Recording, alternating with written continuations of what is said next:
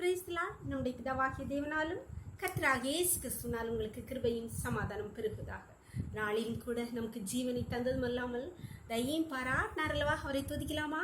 ஆனந்த களிப்புள்ள உதடுகளா, ஆனந்த களிப்புள்ள உதடுகளா போற்றி புகழ்கிறே, அறுசுவை உணவு உண்பது போல் திருப்தி அடைகிறே, தினமும் துதிக்கிறே, ஆனந்த களிப்புள்ள உதடுகளா போற்றி புகழ்கிறே.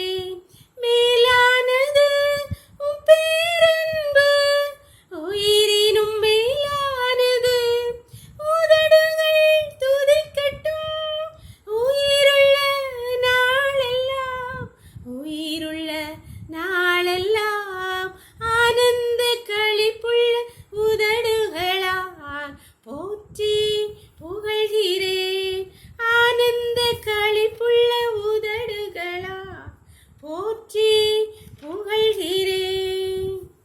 ஒரு வேத பகுதி வாசிக்கலாமா? சங்கீதம் 66வது அதிகாரம் வசனங்கள் 16 முதல் 19 வரை. தேவனுக்கு பயந்தவர்களே, நீங்கள் எல்லாரும் வந்து கேளுங்கள். அவர் என் ஆத்மாவுக்கு செய்ததை சொல்லுவேன். அவரை நோக்கி என் வாயினால் கூப்பிட்டேன், என் ஆவினால் அவர் புகழப்பட்டார். என் இருதயத்தில் அக்கிரம சிந்தை கொண்டிருந்தேன், ஆனால் ஆண்டவர் எனக்கு செவி கொடார். மெய்யாய் தேவன் எனக்கு செவி கொடுத்தார், என் ஜெபத்தின் சத்தத்தை கேட்டார்.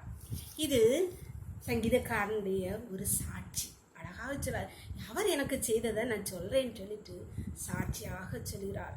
அவர் என்ன சொல்றாரு? தேவனை நோக்கி என் வாயினால் கூப்பிட்டேன், என் ஆவினால் அவர் புகழப்பட்டார். அப்பொழுது அவர் என் சத்தத்தை கேட்டார், என் விண்ணப்பத்திற்கு பதில் தந்தார், என் ஜெபத்தை கேட்டார் என்று சொல்லுறோம். அன்பானவர்களே, தாவீதுடைய வாழ்க்கையில் எத்தனை எத்தனை நெருக்கம். பெற்றோரால் தள்ளப்பட்டார், உடன்பிறப்புகளால் தள்ளப்பட்டார், சவுல் ராஜாவால், மாமனாரால், மனைவியால், இத்தியாதி இத்தியாதி ஓடி ஓடி ஓடி ஓடி உயிருக்காக பயந்து ஓடி ஓடி கொண்டிருக்கார். அப்பேற்பட்ட சூழ்நிலையில் இருந்து கர்த்தரை அவ்வளவு இக்கட்டுகள் மத்தியிலும் கர்த்தர் அவரை விடுவித்து அவரை ராஜாவாக உயர்த்தினார். அவர் இப்படி உயர்வதற்கு காரணம் அவர் கர்த்தரை துதித்து பாடினதுதான். என் வாயினால் அவர் புகழப்பட்டார்.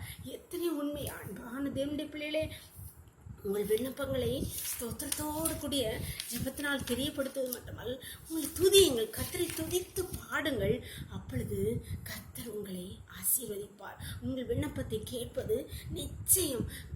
எல்லா பிரச்சனையும் நின்று அந்த பிரச்சனைகளே பார்த்துட்டு இருக்காம, அதை நினைச்சு புலம்பிட்டு இருக்காம, அந்த பிரச்சனை விடுபடக்கூடிய நம் தேவாதி தேவனை புகழ்ந்து பாடுங்கள், துதியுங்கள். உங்கள் இல்லங்களை துதியின் சத்தம் கேட்கட்டும்.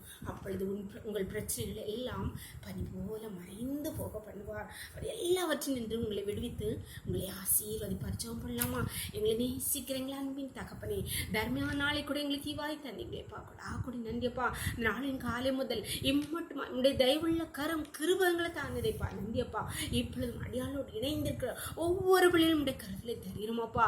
அப்பா, தங்கள் பிரச்சனைகள், பாடுகள், பலவீனங்கள் மத்தியிலே உம்மை நோக்கி கூப்பிடுகிற ஒவ்வொரு பிள்ளைகளும் பிரச்சனைகளையே பார்த்து கொண்டிராமல் பிரச்சனையிலிருந்து விடுபடக்கூடிய தேவாதி தேவனை உம்மை துதிக்கும், உம்மை பாடவும், உம்மை ஆராதிக்கும் ஒவ்வொரு பிள்ளைகளுக்கும் கிருபை பாராட்டுங்கப்பா.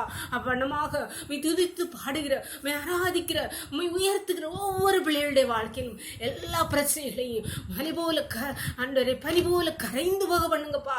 நீங்க அதை தொட்டு கரைந்து போக பண்ணுங்கப்பா. சத்ருவின் கோட்டைகளை தகர்த்து போட்டாருங்க தகப்பனே. ஒவ்வொரு பிள்ளைகளும் இந்த கருத்திலே தாழ்த்தி தருகிறோமப்பா.